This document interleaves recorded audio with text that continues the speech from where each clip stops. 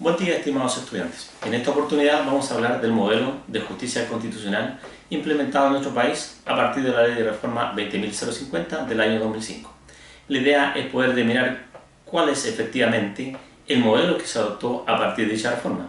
La doctrina discute y principalmente la mayoritaria sostiene que nuestro modelo es concentrado. En tanto nosotros sostenemos que este modelo es difuso, por diversas razones. Vamos a comenzar estableciendo los dos grandes modelos que sirven de base a estos modelos que se implementaron en Latinoamérica. Uno es el modelo kelseniano, tribunal austriaco, y otro es el modelo norteamericano a partir del caso Banbury vs. Madison del juez Marchant.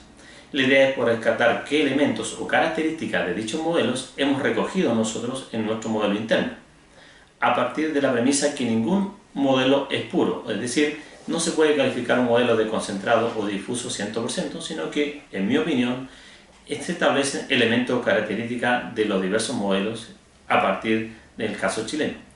Con la singularidad que en el caso nuestro, creo yo, que tenemos una característica muy particular, que nosotros tenemos un modelo que en principio puede calificarse como difuso, pero que igualmente se concentra con la variante de que es un modelo abierto, que no está cerrado. Por lo tanto, en mi opinión, este modelo lo califico como un modelo difuso en la base, concentrado en la cima, pero abierto, de manera que la última palabra en lo que se refiere al control de constitucionalidad e interpretación de nuestra ley fundamental, a mi juicio lo tendría la Corte Suprema de Justicia. Bueno, como señalábamos, entonces tenemos dos grandes modelos. En una primera parte vamos a abordar el modelo norteamericano para posteriormente abordar el modelo europeo continental o austriaco.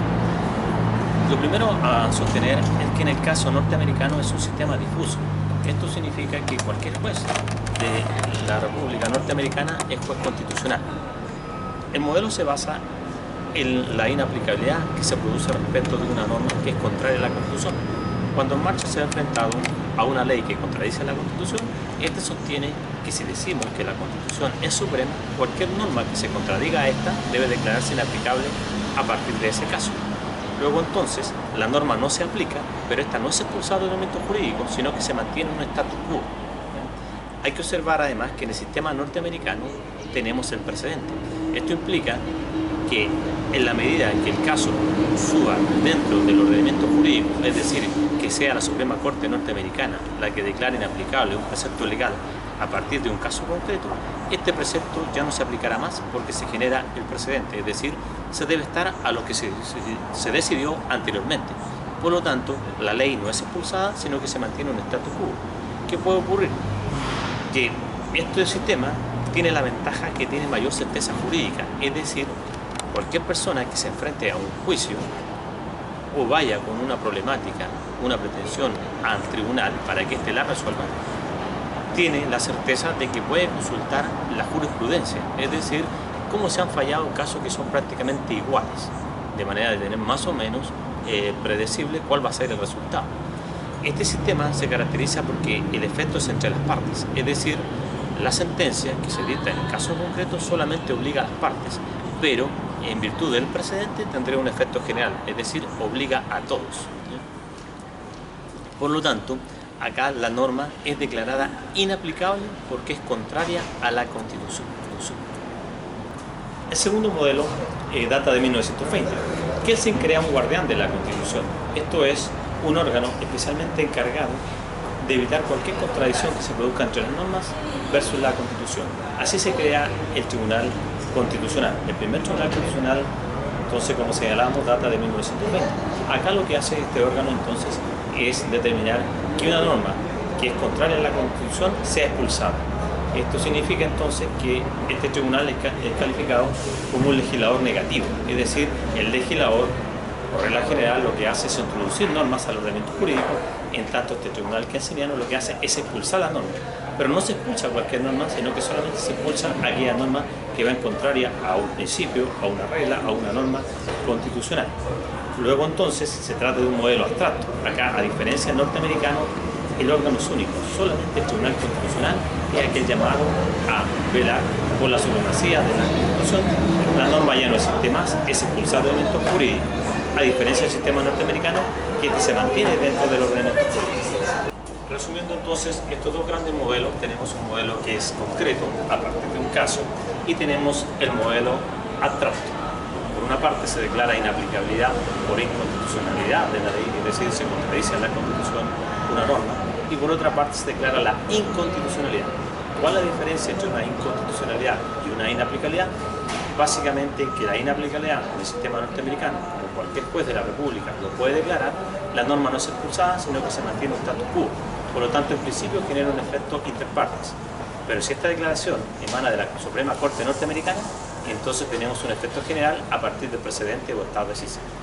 En cambio, en el sistema o el modelo kelseniano, la norma es declarada inconstitucional, es decir, no hay caso concreto, sino que en abstracto. Es un control o un juicio entre la ley y la Constitución. Si la ley contradice la Constitución, esa ley se expulsa del elemento jurídico, ya no existe más. De ahí que se denominara el legislador negativo. Por lo tanto, tenemos un modelo que es abstracto y un modelo concreto. Para luego entonces, a partir de esas dos grandes características, vamos a analizar qué efectos o qué características tiene nuestro modelo que haya recogido de uno o de otro, porque en mi opinión, como decíamos al comienzo, los modelos no son puros, sino que son difusos, son mezclas, ¿ya? Características o aspectos de uno o de otro. Ningún modelo es puro, los únicos puros son los originarios. Incluso el modelo europeo original 1920 ya es modificado en 1929 cuando se le introduce al Tribunal Constitucional Europeo competencia en materia de derechos fundamentales. ¿Qué pasa en Chile? En Chile, a partir de la ley 20.050, tenemos un modelo que, en mi opinión, es difuso en la base, se concentra en la cima, esencialmente concreto, pero que no está cerrado. ¿Cuáles son las razones para sostener esto? En primer lugar, el artículo 93, numeral 6 de nuestra Constitución establece una acción de inaplicabilidad, en tanto en el número 7 establece la acción de inconstitucionalidad. Básicamente, ¿cómo opera? La acción de inaplicabilidad opera a partir de un caso concreto, donde el juez o las partes le pueden pedir al Tribunal Constitucional que declare la inaplicabilidad respecto de aquellos preceptos legales cuya aplicación en una gestión que se encuentre pendiente produce un efecto contrario a la Constitución. Una vez que ha sido declarada una inaplicabilidad, se abre la posibilidad que el Tribunal Constitucional de oficio, o bien cualquier persona sin tener interés en aquel caso concreto, puede declarar la inconstitucionalidad. Es decir, toda norma que ha sido declarada inaplicable, existe la posibilidad que sea expulsada del ordenamiento jurídico, pero no es obligatorio para el Tribunal Constitucional expulsar preceptos legales que sean inaplicables. Es decir, la inconstitucionalidad opera como última ratio.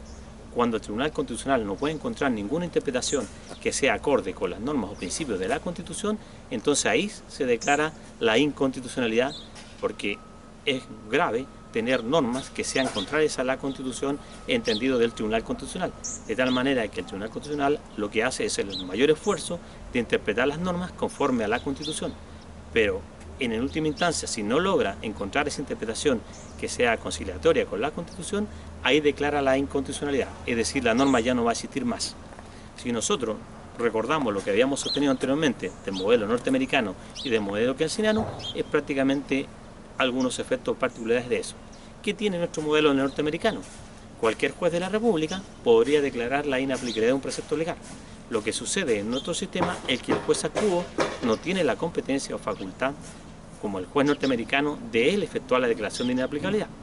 Pero el juez nuestro lo que hace es pedirle al Tribunal Constitucional que él la declare la inaplicabilidad. ¿Ya? Por lo tanto, en la práctica, el juez ordinario o el juez actuo, ¿ya?, lo que hace es no aplicar una norma cuando él estima que produce un efecto contrario a la Constitución, pero el único que la puede declarar inaplicable es el Tribunal Constitucional. Ahora, ¿qué tenemos del modelo kelseniano? La declaración de inconstitucionalidad. Es decir, si una norma ya ha sido declarada inaplicable, luego, a través de la declaración de inconstitucionalidad, se puede expulsar del ordenamiento jurídico, que es lo mismo que hacía el tribunal originalmente el austriaco en 1920, con la diferencia que nuestro modelo exige que la norma sea declarada previamente inaplicable. O sea, como puede verse, tenemos aspectos de un modelo norteamericano y también de un modelo austriaco. Pero nuestro modelo es único porque el único que exige inaplicabilidad para declarar inconstitucionales es nuestro modelo.